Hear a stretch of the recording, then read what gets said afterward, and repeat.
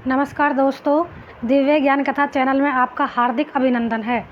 और आज का हमारा विषय है जन्माष्टमी पर विशेष। बहुत ही शुभ है इस बार की जन्माष्टमी, क्योंकि श्री कृष्ण जन्म के समय 6 तत्वों का होगा समावेश। तो आइए जानते हैं श्री कृष्ण जन्म की कथा। भाद्रपद मास कृष्ण पक्ष की अष्टमी की अंधियारी रात में जल से भरे बादल सागर के पास जाकर पूछने लगे, क्या श्री हरि भगवान विष्णु अपनी संपूर्ण कलाओं को लेकर इस अंधकार के बीच चंद्र बिंदु की तरह मानव उद्धार के लिए पृथ्वी पर अवतरित हो रहे हैं? सागर बोला, यह विधि का विधान है। नकारात्मक परिस्थितियां ही सकारात्मकता की जन्मदात्री हैं। यही संदेश देने भगवान विष्णु श्री कृष्ण के रूप में अवतरित हो रहे हैं। श्री कृष्ण का आविर्भाव विषम परिस्थितियों में अज्ञान, भय, निराशा के घने काले बादलों के बीच कर्मठता, ज्ञान, उत्साह, चैतन्य की विद्युत धारा के रूप में दिव्य प्रकाश का उदय होना है। दैनिक जीवन में अक्सर महिलाओं को अनावश्यक तनाव, विषम परिस्थितियों और संघर्षों का सामना करना पड़ता है। श्री कृष्ण की भक्ति प्रत्येक गृहस्थ को जीवन रूपी संघर्ष और अंधकार से निकालकर उज्जवल भविष्य की ओर ले जाती है।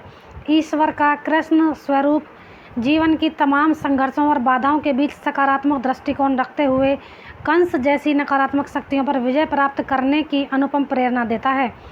कोरोना काल संघर्ष का काल है। संघर्ष पर विजय भक्ति की शक्ति प्रदान करती है।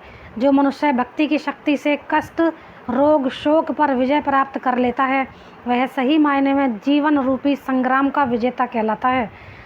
जन्माष्टमी पर श्री कृष्ण की उपासना का प्रतिफल मानव जीवन में शांति, समृद्धि, मनोकामना पूर्ति और प्रेम की भावना को दृढ़ करता है। जीवन में चाहे कितनी भी नकारात्मक परिस्थितियां क्यों न हों, ईश्वर की कृपा और स्वयं के पुरुषार्थ से व्यक्ति विषम परिस्थितियों का सामना सहजता से कर सकता है।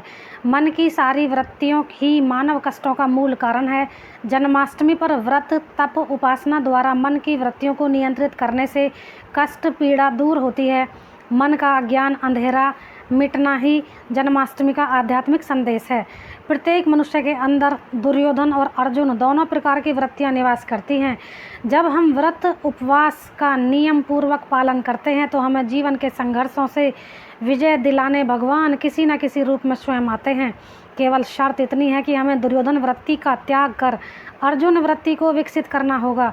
अर्जुन जीवात्मा है और भगवान श्री कृष्ण परमात्मा। मानव मन जिसमें वृत्तियों का युद्ध हो रहा है, कुरुक्षेत्र है।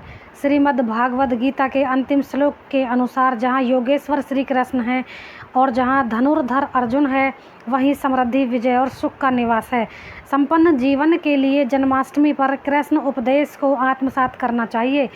जब भाद्रपद मास में अष्टमी का चंद्रमा आकाश में आता है, तब दानवीय शक्ति का समन और मानवीय शक्ति का पोषण करने वाली शक्ति पुंज रूपी प्रकाश ऊर्जा पृथ्वी पर फैलती है, जो व्रत, पूजा, उपासना करने वालों का कल्याण करती है। ईश्वर और जीव मानव के मध्य जगत की मोह माया आ जाने के कारण मनुष्य परमात्मा से दूर हो जाता है। जन्माष्टमी पर्व पर ईश्वरीय कृपा और परमात्मा से जुड़ने का सेतु है। कृष्ण आराधना योगेश्वर भगवान श्री कृष्ण का अलौकिक स्वरूप चराचर जगत को प्रकाशित करने वाला है। भाद्रपद कृष्ण अष्टमी को चंद्रमा आधा राधा में और आधा कृष्ण में हो जाता है। राधा कृष्ण के बिना सृष्टि अधूरी है। कृष्ण संग राधा भक्ति की अलौकिक ऊर्जा सुख, दुख, लाभ, हानि, सकारात्मक, नकारात्मक तत्वों का समन्वय कर जीवन को संतुलित करती है।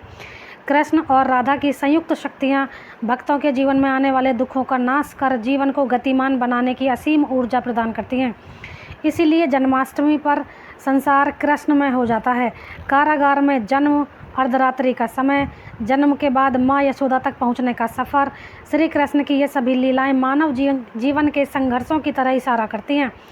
अर्धरात्रि को जब भक्त भगवान श्री कृष्ण का जन्मोत्सव मनाते हैं तो भक्त की चेतना का सविस्तार होता है। कल्याणकारी विचार और शुद्ध भावनाओं का सृजन होने पर श्री कृष्ण साक्षात मन मंदिर में पधारते हैं और सारे योग क्षेम को स्वयं वहन करते हैं। जन्माष्टमी पर श्री कृष्ण की पूजा पाठ उपासना करने से चेतना की उच्चतम स्थिति प्राप्त होती है। पूजा का विधि विधान। जन्माष्टमी के दिन भगवान श्री कृष्ण की कृपा से घर में सुख, शांति, समृद्धि के लिए पूजा का संकल्प लेकर व्रत अनुष्ठान करें।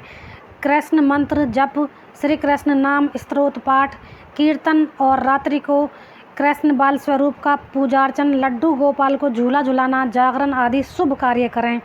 अर्धरात्रि में पंचामृत द्वारा भगवान का स्नान लौकिक और पारलौकिक प्रभाव में वृद्धि करता है। रात्रि में 12 बजे जन्मोत्सव मनाएं। उसके बाद कपूर आदि प्रज्वलित कर भगवान की आरती स्तुति करें और प्रार्थना करें, हे प्रभु, दुख और शोक से मेरी रक्षा करें। फिर श्री कृष्ण का ध्यान करें। संतान सुख के लिए विधि पूर्वक संतान गोपाल स्तोत्र या हरिवंश पुराण का पाठ करें। जन्माष्टमी पर महामंत्र। श्री कृष्ण और श्री राम भगवान विष्णु के अवतार हैं। राम नाम को तारक और कृष्ण नाम को पारक कहा गया है। जहाँ तक राम मुक्ति प्रदान करता है, वहीं कृष्ण नाम प्रेम भक्ति प्रदान करता है।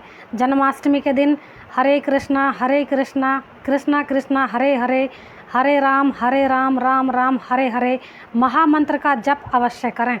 जहाँ कृष्ण और राम भगवान के नाम हैं, वहीं हरे भगवान की ऊर्जा है। जब हम सब इस महामंत्र का जप करते हैं तो भगवान कृपा प्राप्त करने के साथ ही हमारे अंदर की आंतरिक ऊर्जा में वृद्धि होती है। जैसे भौतिक संसार में पुरुष और स्त्री होते हैं, ठीक वैसे ही भगवान मूल पुरुष हैं और उनकी ऊर्जा प्रकृति मूल स्त्री है।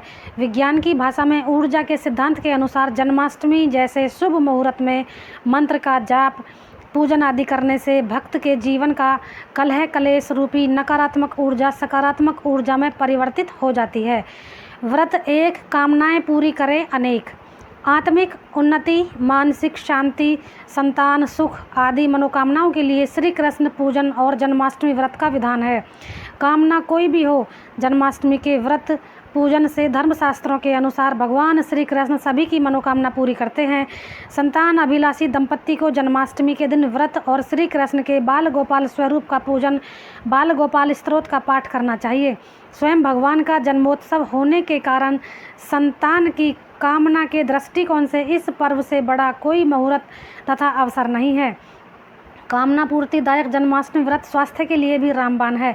श्री पद्म पुराण के अनुसार जो कोई भी मनुष्य जन्माष्टमी का व्रत करता है, वह इस लोक में अतुल ऐश्वर्य की प्राप्ति करता है और इस जन्म में जो उसका अभीष्ट फल होता है उसे भी प्राप्त कर लेता है। भगवान श्री कृष्ण ने स्वयं कहा है कि जो व्यक्ति जन्माष्टमी के व्रत को विधि विधानुसार करता है, उसके सभी पाप स्वतः ही नष्ट हो जाते हैं और उसे मृत्यु के बाद वैकुंठ लोक में स्थान मिलता है। जन्माष्टमी पर व्रत और पूजन ग्रह नक्षत्रों को भी अनुकूल करता है।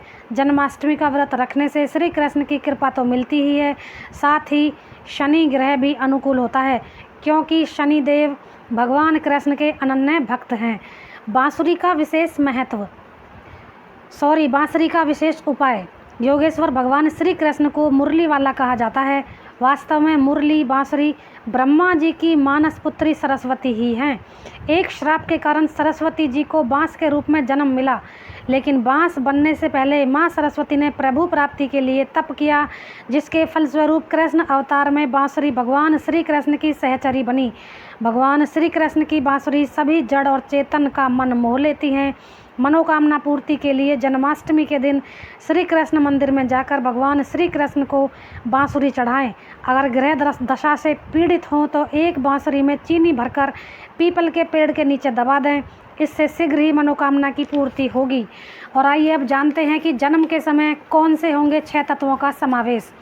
श्री कृष्ण के जन्म के समय 6 तत्वों का समावेश जन्माष्टमी पर्व के मुहूर्त को दुर्लभ बनाता है।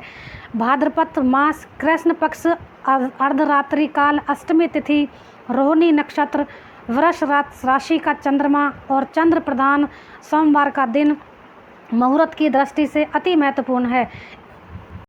इस बार श्री कृष्ण जन्माष्टमी के दिन अर्धरात्रि व्यापिनी अष्टमी तिथि, सोमवार, रोहिणी नक्षत्र और उच्च वृष राशि के चंद्रमा का दुर्लभ एवं पुण्यदायक योग बन रहा है। धर्म ग्रंथों के अनुसार आधी रात के समय रोहिणी नक्षत्र में यदि अष्टमी तिथि मिल जाए तो उसमें श्री कृष्ण का पूजन अर्चन करने से 3 जन्मों के पाप धुल जाते हैं। भाद्रपद मास कृष्ण पक्ष की अष्टमी 30 अगस्त सोमवार को प्रातःकाल से रोहिणी नक्षत्र का संचरण हो रहा है, जो कि कृष्ण भक्ति, मनोकामना पूर्ति और व्रत आदि के लिए विशेष शुभप्रद है। और अब राशि के अनुसार कान्हा का श्रृंगार। जन्माष्टमी पर श्री कृष्ण के श्रृंगार का विशेष महत्व है। जब भक्त अपनी ग्रह स्थिति और राशि के अनुसार भगवान का श्रृंगार करता है तो ग्रह नक्षत्र भी अनुकूल हो जाते हैं। मंगल प्रधान मेष और वृश्चिक राशि वालों को भगवान श्री कृष्ण का लाल वस्त्रों से श्रृंगार करना चाहिए। शुक्र प्रधान वृष और तुला राशि वालों को भगवान श्री कृष्ण का चटक सफ़ेद रंग के वस्त्रों से श्रृंगार करना चाहिए। बुध प्रधान मिथुन और कन्या राशि वालों को भगवान श्री कृष्ण का श्रृंगार हरे वस्त्रों से करना चाहिए। चंद्र प्रधान कर्क राशि वाले भगवान श्री कृष्ण को श्वेत और सूर्य प्रधान सिंह राशि वाले लाल गुलाबी रंग के वस्त्र धारण कराएं। गुरु प्रधान धनु और मीन राशि वाले को कन्हैया का श्रृंगार पीले और सुनहरे रंग के वस्त्रों से करना चाहिए। शनि प्रधान मकर और कुंभ राशि वालों को श्याम वर्ण के वस्त्रों से श्री कृष्ण को सुशोभित करना चाहिए। तो दोस्तों, आज की वीडियो में इतना ही। ऐसी ही कथा जानने के लिए जुड़े रहिए हमारे चैनल के साथ।